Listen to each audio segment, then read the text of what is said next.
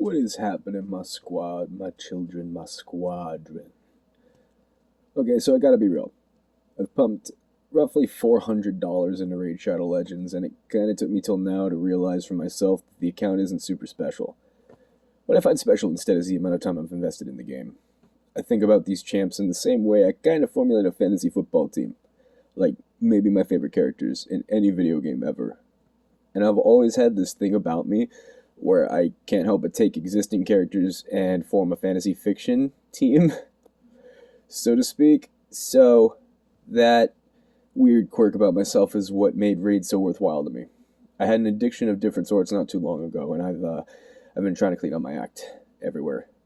And I played video games, like a lot, a hell of a lot, too much. But one day my Xbone, like from day one, finally gave out, like late last year.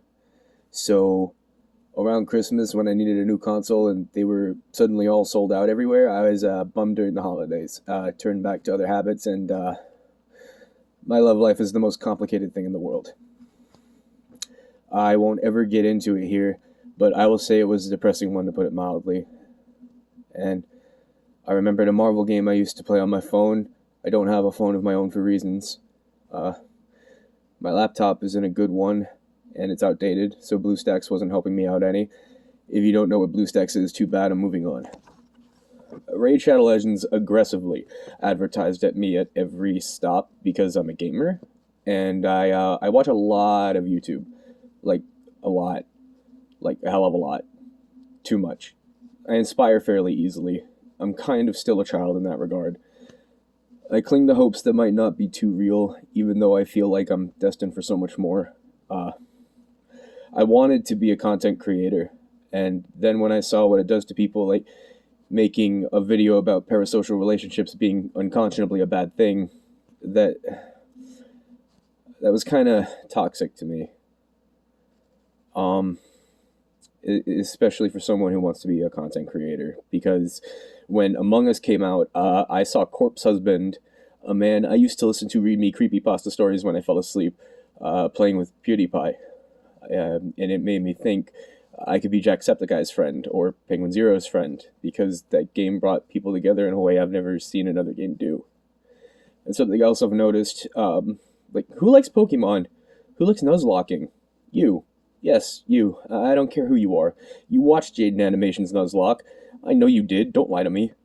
There's something universally deranged in people's psyche. Like, we like watching things we care about die. It's weird. But you gotta know we do. It's twisted somewhere in our double helix. Humanity likes killing.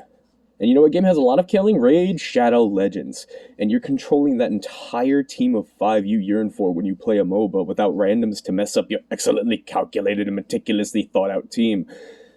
I thought I was about to change the meta with my lifesteal build, but I was in over my head. No matter how much you try, you'll always be one-shotted by someone who's stronger than you. I realized no matter how much healing output I can muster, they all die together anyway. No matter how I try to swerve the numbers. But that's what I love about my comp. They ride together and they die together. And no matter the outcome of the fight, a new and interesting chain of events took place where sometimes losses occurred, where other times crushing victory, and there are moments of pure, unadulterated RNG-based bliss where winning shouldn't have been possible. But no matter the win or loss, every one of those attempts told a compelling tale of heroism, sacrifice, and doing what needed to be done in order to assure loss. Be, at its minimum. These little skirmishes are just animated numbers to some, but to me, Raid feels like a game that wants to tell a story.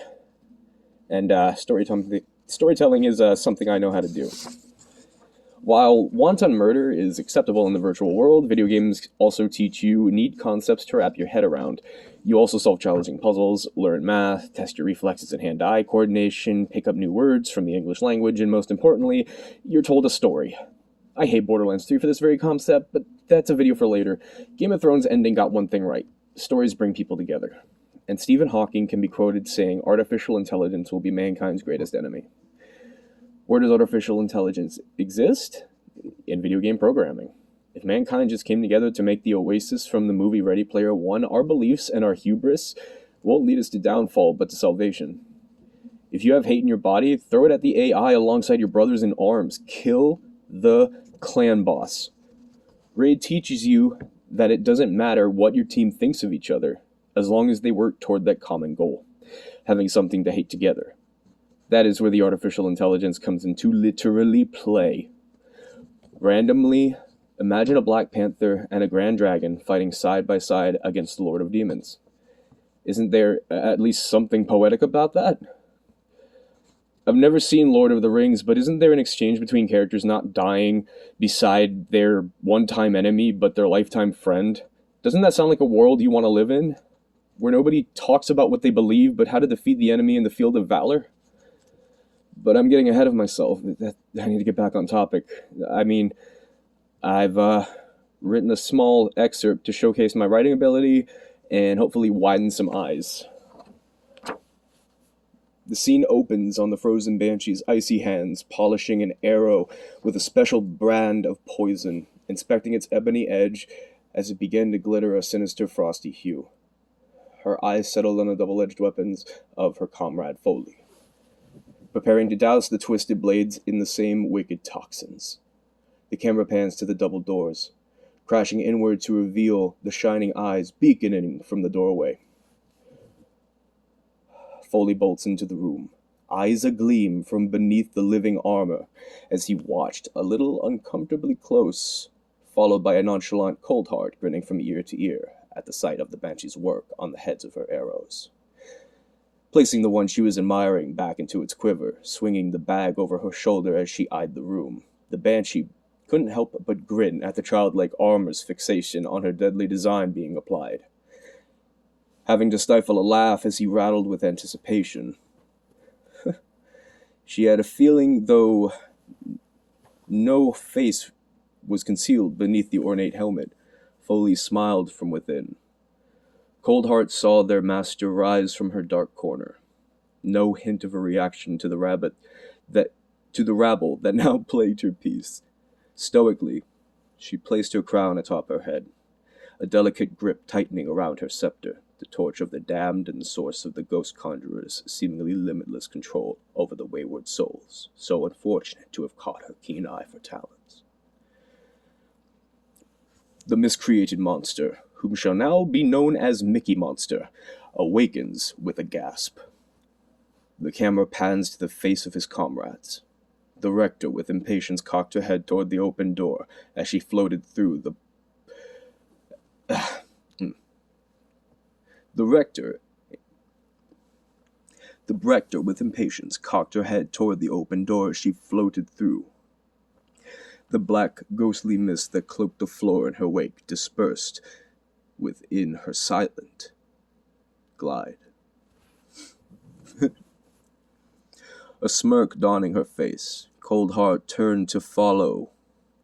A tentative look toward the retreating party. She grabbed Foley by the wrist, clinks of metal on metal emanating from him as he made to kiss his blade's new paint job, a dab of sparkling white dotting the mouthpiece of his helm. Mickey Monster sighed.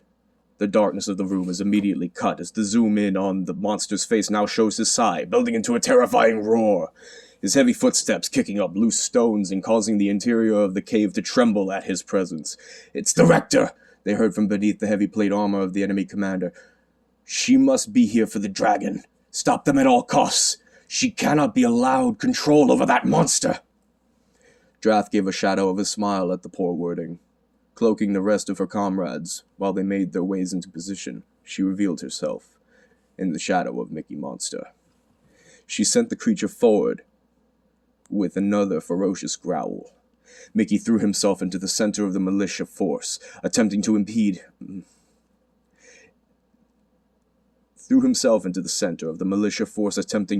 his master's progress, landing a sickeningly fast overhand swing into the helm of their leader, dazing her. As the others made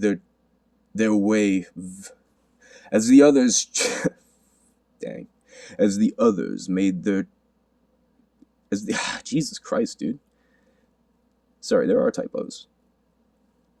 As the others made their valiant efforts to overpower the monster, overpowered they were in return, lightning emanating from the creature's body as they failed to overwhelm the towering force of the crime against nature that was Mickey Monster. "There's others!" a new voice shouted, cut short in the wave that followed. Seated, Coldheart revealed herself with a boo, and fired a hail of poison-tipped arrows into every back her fierce aim allowed for. Targets gagged and gasped and froze through their layers of armor, as all but their severely wounded leader would begin to succumb to the icy rot claiming their living flesh, though even she showed signs of the toxin's rapid spread taking hold. She held firm. "I will not perish without at least one of you wayward souls." A force field covered her comrades, their resolve barely holding firm. But with a slight increase in morale, they felt they would have to fight to the last warrior, no matter what. Materializing from the sky, knives of solid light began raining onto the injured party. Cries of agony pierced the cave, cut silently in a cascading flash of blinding violence. The commander faced down. Foley, his arms crossed, he waved a finger as her eyes narrowed. With a roar for her fallen comrades and completely massacred morale, she dropped to her knee.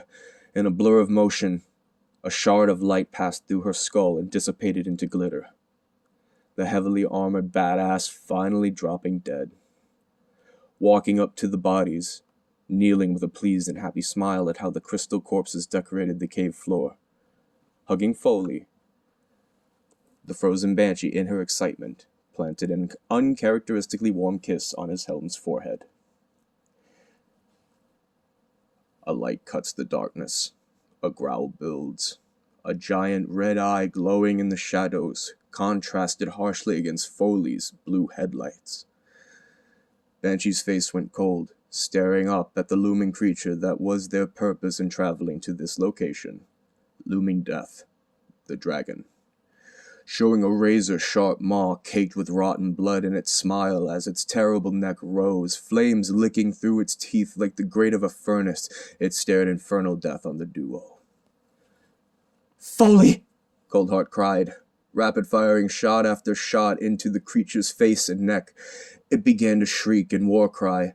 The rector's hand reached forward and pulled with alacrity never seen from the perceived immortal. A near fear welling in her heart, an excitement knowing she could fail her mission here. She made the choice, playing on the emotions of the silent, jovial, armored avenger who would serve its purpose. Foley grabbed the small demoness and made to shield her from the encroaching brimstone breath, ready to give his non-life for the little friend who made his blades so dope. But he was pulled to Drath's side, a dark look covering her face in her decision. Frozen Banshee, waving to her new friend, opted not to turn and face what lurked behind her. Instead, she smiled and gave a meek wave. A belch of flame washing over her from behind, she vanished in a bale of brimstone and ash, dust settling before them. Foley looked on, his hands brushing over the settling petals of a brittle flower blown away like a dandelion. A hand upon his cold shoulder, Foley stood, no light emanating from his visor. Suddenly, he vanished, and not from any intervention of Rector Drath. A blue and gold flash phased across the cave, ash blasting aside in the wake of Foley's wrath. With a leap, he would land the first of many, many, many blows. Mickey Monster had cried with dismay where the thunderous yell of a giant strained his decaying vocal cords in the earlier fray. A tap on his shoulder, and he smiled, but was shushed. Coldheart never once let up in the assault, her supply of arrows withering and her fingers beginning to bleed, palms coated in a frosty glitter. The dragon tried to keep up with Foley's unhinged speed, but every attempt at turning its giant, snaking neck was met with another wicked gash, after another being opened up by Foley's relentless assault. The dragon was faltering, uncertain of what to do. Then it saw the sniper. Coldheart was not used to being spotted. Her targets usually dropped before they knew what hit them. This time was different. The dragon ignored Foley, Unable to handle his movement any longer. Not again, not another. Foley and Mickey Monster stood at the foot of the dragon. With a wagon-sized claw, it swiped at the young archer from beyond her protectors. With a cry, she fell to her back, blood gushing from a tear in her abdomen, the flesh mending as Drath restored her. The dragon was beginning to gain the upper claw, its massive jaw open, threatening to take a bite from the stubborn little warrior. Mickey gave a mighty swing of his club and sent volts of electricity so potent into the dragon's hide, glimpses of its inner workings could be made out in the light show. Mickey roared, "No!" and a gust. The others around him vanished into thin, chill air. What remained was only two monsters bathed in the fires of torches. With a grunt and a scoff, Mickey launched himself at the weakened behemoth. Swing after swing, his burly cudgel found purpose. The dragon grew furious, snapping its jaws around Mickey Monster's torso, trying to devour this threat here and now. It was over. Curious at the light shining atop its head, it paused in its gnashing of teeth, gagging. The poisons were taking effect, and at that exact same moment, the mythical beast let out a pained howl as its eyes were serrated open, the gauntlet of Foley jamming Coldheart's final poison-tipped arrow into the new opening he formed. The dragon was reeling, retching forth the living corpse from its gullet, its staff sparking in the bile as it slid to his reach. His electrified pauldrons outputting a dazzling burst of electricity, effectively recharging his weapon through its hilt while he held it outward, aimed for the dragon's head. Reacting to this, Foley leapt to the creature's back, landing before it, jamming a rage-filled fist into the dying monster's heaving maw. Foley looked over his shoulder to his comrade, anxiously nodding. Like a blast from a cannon, the gigawatts shot forth into Foley's durable metal frame, and through his hand he fired the blast point blank into the dragon's exposed throat. Blood and viscera and flame exploded from the gaping wounds present deep into its neck, its head up, underbelly reasonably exposed. Coldheart materialized, having not moved an inch from where she was seated in her now coagulated blood pool, cranking her longbow, using her legs, and launching a harpoon through its heart, almost certainly the final blow. It fell silent as it rocked, groaning in pure agony. One final shot pierced its skull. The rector smiled, watching the dragon begin to crystallize before them. Everyone's eyes followed its trajectory. Gripping her side, smile unchanged from when she was washed away in flame, the frozen banshee gave a timid wave. Tears streamed from Coldheart's eyes, still just a child too skilled with a bow to pass up recruitment. She couldn't lose any more friends her age. Bow clattering into the pool of her own blood, she rushed to her friend. Foley's eyes gleamed into the darkness. His afterimage remained at Drath's side. His physical body whispered past his wounded friend in her stride without a sound, tackling the little demon and nuzzling her kind smile. It was the coldest and warmest hug the two could ever remember sharing. Coldheart, on catching up, kneeled down and scooped both of them in a hug, shuddering with laughter through her tears. From his back, Foley's arm extended upward, a thumbs up to mark the mission successful. Eyes shining like diamonds all the while. Mickey Monster, crashing to his exhausted ass, uncharacteristically smiled. Mickey Monster, crashing to his exhausted ass, sniffled, wiping a tear away from his arid tear ducts. Drath noticed, giving an uncharacteristic smile at her monster as he feebly attempted to hide his soft side. Lest more threats loomed by. Buoying above the crystallized treasure that was the body of the dragon, slain, she remarked, "What a beautiful burial ground." If you made it to the end of this video, I would also like to shout out Hell Hades, Deadwood Jedi, and Ash for making the quality content they do, and for inadvertently helping me with my content and how I present myself. I've come off arrogant in a lot of instances and thought long and hard about things I could have and should have done differently when making content. And my strength may not be in breaking the game that you guys have spent years honing your skills on. I think I can tell a funny story better than you guys. If you made it to the end of this weird little video, thank you for watching. And, if you like nerd culture like this, You should press that little subscribe button and thumbs up icon, or let me know how you really feel with a comment down below. Yeah, thanks, guys.